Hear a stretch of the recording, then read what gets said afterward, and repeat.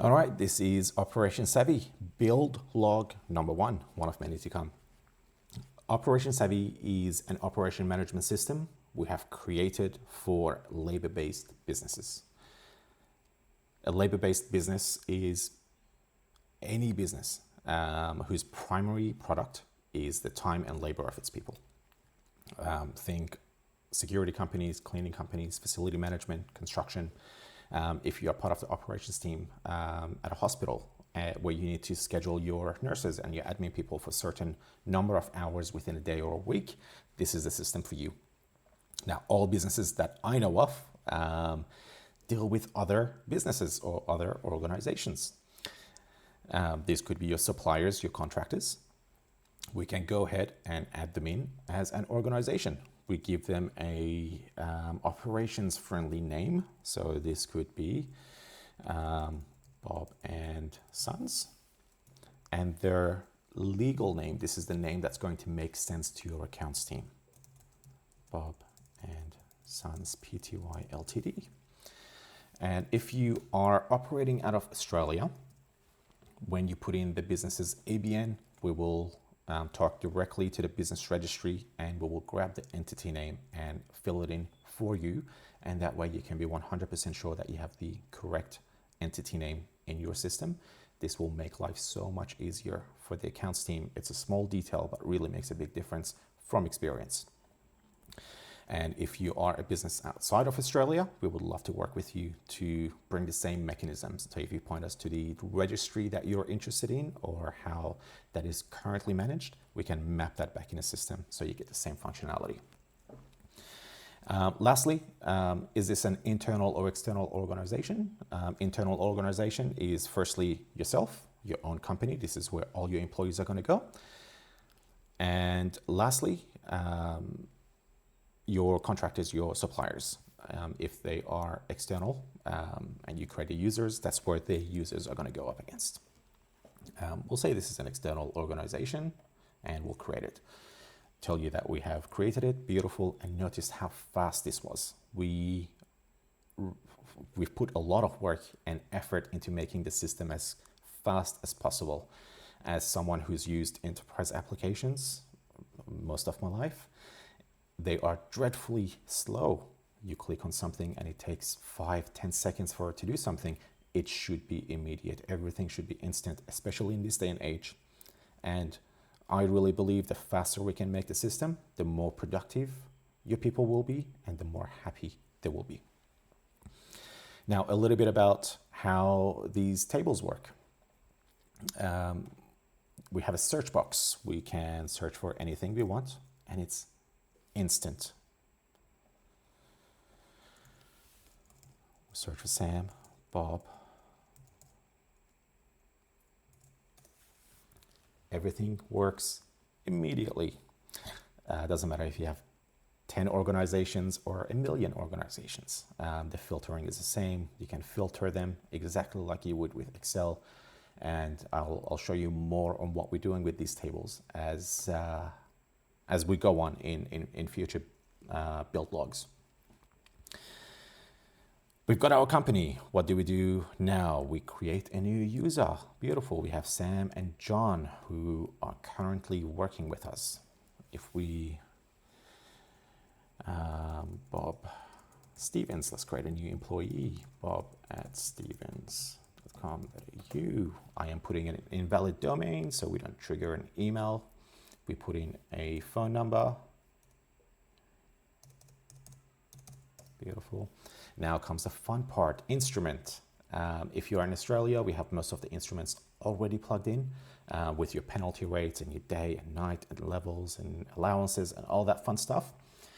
If you are a business outside of Australia, again, we'll work with you to understand how exactly that works and we can plug it in a system, but it's so customizable. And the running joke is if it can accommodate the Australian award, it can accommodate any payment instrument. Instrument is the security award. I am based, Bob is in New South Wales and he will be working as a level 1 security officer. Fantastic. Bob is a part-time employee, works for Foundry One.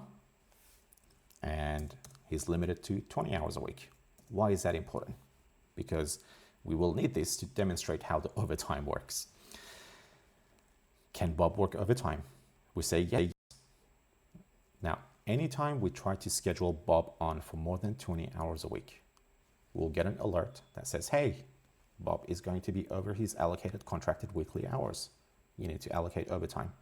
And in that same dialog will allow you to choose the hours for his overtime. So you allocate the overtime during scheduling. You're not going to wait until payroll and then fix it later. That's no good.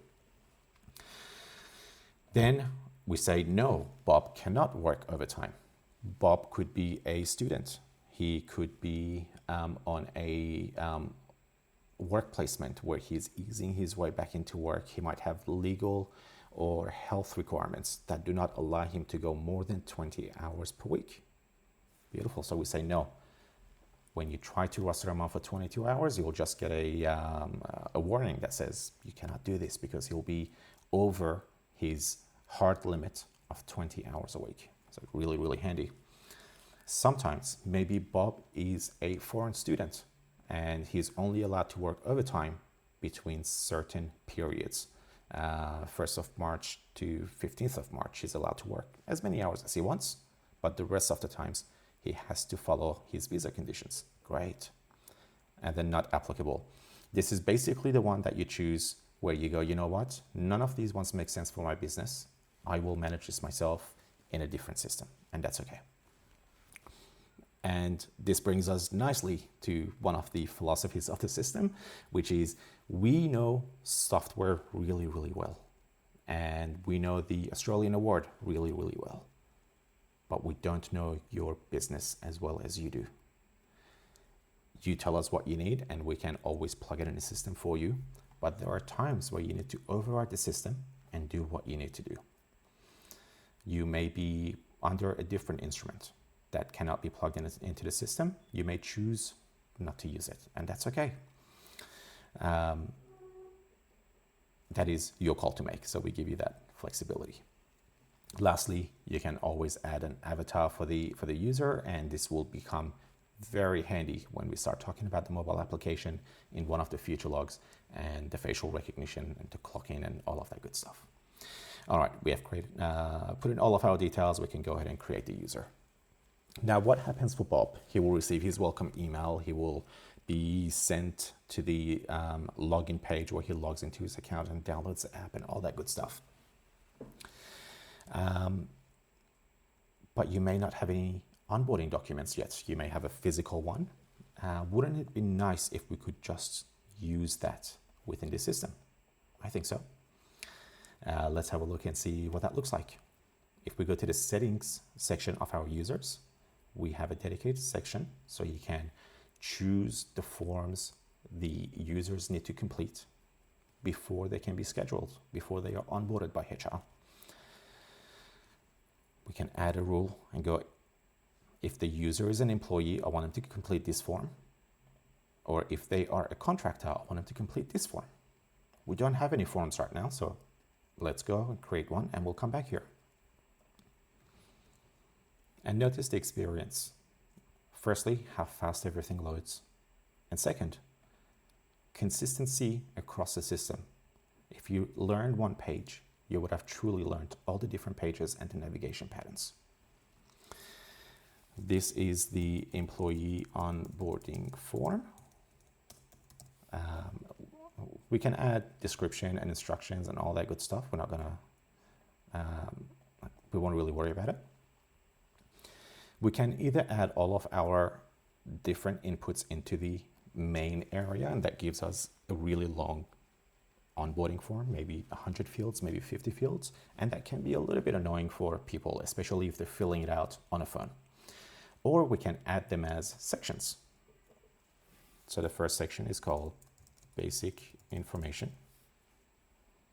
And then the second one is called maybe background check, okay? Let's go back to our basic information. And what do we want? Let's think about this. We have their name, so maybe date of birth would be nice, and maybe the gender. date of birth, and gender. And because gender is a single select option, it knows that, and it allows us to plug in the details. If your people know how to use something like, say, Google Forms or Microsoft Forms, they will know how to use this from day one with no training. And lastly, we have other. Now, what happens when someone chooses other? We want to capture that information as well. So let's put in a text field. Please specify gender. Fair enough, but we don't really want to show this all the time, do we? It doesn't make sense if I say, well, gender male, and then I still get this. It's like, please specify gender. And I'm like, male. That's a bit silly. What we can do is show this to you conditionally. If gender is other, then show us this. Fantastic. And you see it now changes to conditional. We can make these required fields. Okay, you must answer these questions. Background check. We'll do another radio. Do you consent to us performing a background check? And this will be yes, no. And this is really good for the demo. I made an error, just as simple as clicking on it to start editing it. Really nothing to it. Beautiful. We are happy with this. Let's go ahead and submit our form. And now we have a form that we've created. Again, focus on the speed and how quickly we're able to create that. Let me demo this to you real quick. This is our form. Date of birth was yesterday. Our gender is going to be our radio buttons, something that we will have plugged into the system by the next update. I thought this was already done. And then once all of that is done, we can submit our response. But going back to the original thing that I wanted to show you, which was our onboarding form. Now we have our onboarding rules. When someone is an employee, I want them to complete the employee onboarding form. Perfect. And that is saved. Fantastic. And we can just as easily create another form for our contractors and go, if someone is a contractor, so if they are from an external organization, we want them to fill out this other form. It could be less complicated. You may not have to grab their tax forms and super forms, and maybe you don't have to issue them contracts because their employer will look after that, but you still want their emergency details, a couple of compliance documents, what have you. And this is where we are at today. We should have majority of the system completed, I think, within the next few months. I look forward to sharing more and more information with you as we build. The big cornerstone of our company and this particular product is building with our customers. No point in us building this in our little caves and then we'll launch it and everyone's like, oh, it would actually be cool if it did this other thing. So we would share it with you as we build. If you have any ideas, any thoughts, any requests, please reach out if you would like to try it out as is and see if it works for your system. We'd love to have a chat and get you on board. And until next time,